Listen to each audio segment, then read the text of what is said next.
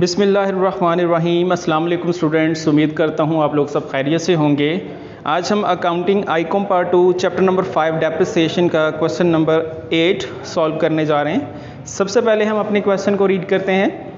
A firm purchase a second hand truck for ₹50,000 on 1 January.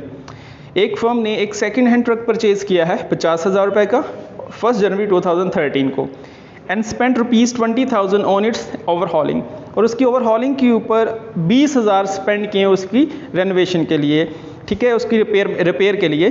Depreciation is return of 10% per annum. Depreciation जो आपने charge करनी है वो 10% charge करनी है सालाना on the reducing balance method. कौन सा मेथड अप्लाई करना है? Reducing balance method. On 30th June 2016, the truck was sold for ₹30,000 being unsuitable. 30 जून 2016 को आपके लिए वो ट्रक जो था वो अनसूटेबल हो गया, इस्तेमाल के काबिल नहीं रहा, आपने उसको सेल कर दिया। जो सेल किया आपने उसको 30,000 रुपये में सेल किया। Prepare the truck account from 2013 to 2016 assuming that accounts are closed on 31st December every year। 2013 से लेकर 2016 तक आपने अकाउंट मेंटेन करना है और 31 दिसंबर को हर साल उसके अकाउंट को क्लोज करना है, ठीक है। तो बढ़ते हैं अपने सोल्यूशन की तरफ। सबसे ऊपर आपने ट्रक अकाउंट मेंशन किया, फॉर्मेट ड्रॉ किया। उसके बाद सबसे पहले आपने जो ट्रक परचेज किया 2013 जनवरी 1, तो आपने 50,000 रुपये का ट्रक था और 20,000 उसके ऊपर ओवरहॉलिंग का खर्चा आया, तो टोटल कॉस्ट आपके पास हो गई 70,000। उसके बाद आपने 31 दिसंबर 2013 तक इस ट्रक को यूटिलाइज़ किया, यूज़ किया, और उसके बाद इसकी आपने डेप्रिसिएशन चार्ज की। 70,000 का 10% लिया और 12/12, क्योंकि जनवरी से ख़रीदा था दिसंबर तक पूरे 12 महीने बनते हैं, तो 7,000 उसकी डेप्रिसिएशन आ गई। 70,000 में से 7,000 को माइनस किया तो आपके पास बैलेंस आ गया 63,000। उसके बाद आपने बोथ साइड पर टोटल कर देना है 70,000। नेक्स्ट ईयर 2014 आपने उस बैलेंस को ब्रॉड ऑन किया 63,000 को, और उसके बाद आपने 2014 31 दिसंबर तक ट्रक को यूज़ किया और 31 दिसंबर 2014 में उसकी डेप्रिसिएशन चार्ज की। अब डेप्रिसिएशन जो आएगी वो रिड्यूसिंग बैलेंस मेथड था, तो बैलेंस के ऊपर जो बैलेंस आपका इस साल आया 2014 में, उसके ऊपर आपने चार्ज करनी है 63,000 के ऊपर 10% और 12/12, तो 6300। फिर आपने बैलेंस कैलकुलेट किया, 63,000 में से 6300 माइनस किया तो 56,700 आपका बैलेंस आ गया। उसके बाद आपने इसका टोटल कर दिया 63,000 और 63,000। नेक्स्ट ईयर 2015 जनवरी 1 में अगेन आपने बैलेंस को ब्रॉडन किया 56,700। अगेन आपने 31 दिसंबर 2015 में जाके उसकी डेप्रिसिएशन चार्ज की। अब 56,700 के ऊपर आपने डेप्रिसिएशन ली, उसका 10% लिया और 12/12 किया तो 5,670 इसकी डेप्रिसिएशन आ गई। उसके बाद अगेन इसका बैलेंस कैलकुलेट किया, 56,000 में से आपने 5,670 को माइनस किया तो 51,030 रुपीज़ इसकी डेप्रिसिएशन बैलेंस आया। उसके बाद आपने बोथ साइड्स का टोटल किया। नेक्स्ट ईयर 2016 में जनवरी 1 में आपने उस बैलेंस को ब्रॉडन किया। उसके बाद आपने क्वेश्चन के अंदर रीड किया होगा कि आपने 30 जून 2016 को आपने उस मशीनरी को, उस ट्रक को सेल कर दिया, वो अनसूटेबल हो गया। तो बेटा डेप्रिसिएशन अब 31 दिसंबर तक नहीं जाएगी 2016 में, बल्कि जिस डेट पे आपने उसको बेच दिया उस डेट तक आपने डेप्रिसिएशन चार्ज करनी।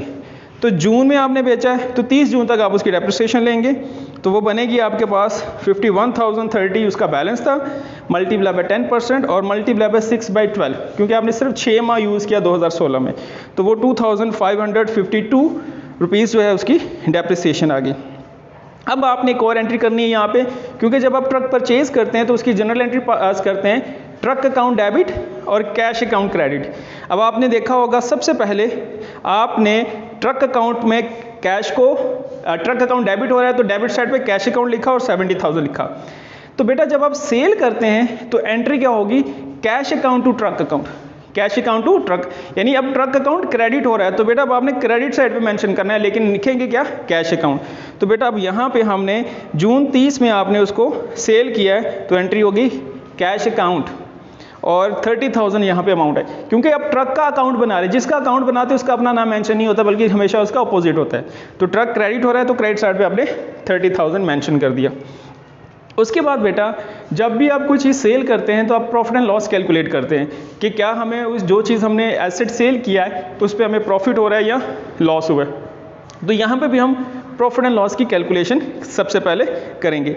अब वो प्रॉफिट एंड लॉस भी हम जून 30 को ही कैलकुलेट करेंगे, लेकिन वो कैसे कैलकुलेट करेंगे उसके लिए हमें वर्किंग देखना पड़ेगी। अब प्रॉब्लम नंबर 8 जहाँ पे लिखा उसके नीचे हम वर्किंग करने जा रहे हैं, calculation of profit and loss. अब किसी तरह कैलकुलेट करेंगे बेटा, सबसे पहले आपने कॉस्ट ऑफ एन एसेट की जो ओरिजिनल कॉस्ट थी उसको लिखना है। उसमें से बेटा आपने माइनस कर देना है अक्यूमुलेटेड डेप्रिसिएशन। बेटा अक्यूमुलेटेड डेप्रिसिएशन क्या होती है?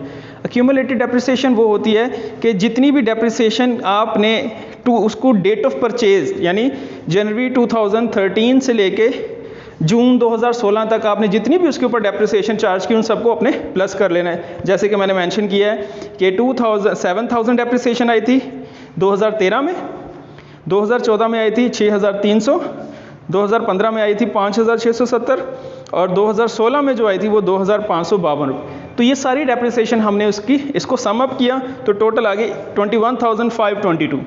तो बेटा आपने कॉस्ट ऑफ एन एसेट में से, ओरिजिनल कॉस्ट में से अक्यूमुलेटेड डेप्रिसिएशन को क्या कर देना है? माइनस। उसके बाद इसमें से आपने जितनी वैल्यू में, जितनी अमाउंट में इसको सेल किया है, 30,000 में सेल किया है, उसको भी माइनस कर देना है। यानी टोटल कॉस्ट में से आपने दो चीज़ों को माइनस करना है, एक अक्यूमुलेटेड डेप्रिसिएशन जो कि सारी डेप्रिसिएशन इसकी आएगी उनको सबको प्लस कर लेना है, और उसकी सेल अमाउंट जितने भी आपने उसको सेल किया माइनस करने के बाद बेटा जो आंसर आएगा वो आपका प्रॉफिट एंड लॉस अकाउंट होगा। अब यहाँ पे आपके पास लॉस आ रहा है 18,478 यानी 18,478, ये आपके पास लॉस आ गया। तो बेटा जो लॉस आएगा तो आपने इसको क्रेडिट साइड पे ही मेंशन करना है और प्रॉफिट एंड लॉस अकाउंट में यहाँ पे अमाउंट आपने मेंशन कर देनी 18,478। तो ये जो सारी वर्किंग हमने की है ये क्वेश्चन का पार्ट है, इसको अपने पेपर में एग्जाम में सॉल्व करना है, इसको अपने पेपर पे लाजमी लिखना है, इसके मार्क्स होते हैं, तो इसलिए आपने इसको अच्छे तरीके से अंडरस्टैंड कर लेना है।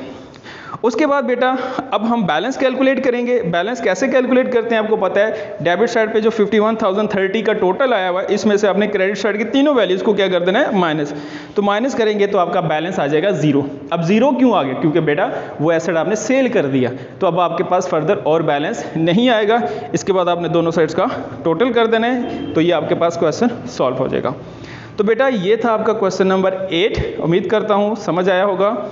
अगर आपको इस क्वेश्चन से रिलेटेड कोई भी क्वेश्चन हुआ तो लाजमी पूछिएगा। हमारी इस वीडियो को वॉच करें, वीडियो को लाइक करें, शेयर करें और हमारे चैनल को सब्सक्राइब करें। अपना बहुत सा ख्याल रखिएगा जी। अल्लाह हाफिज़।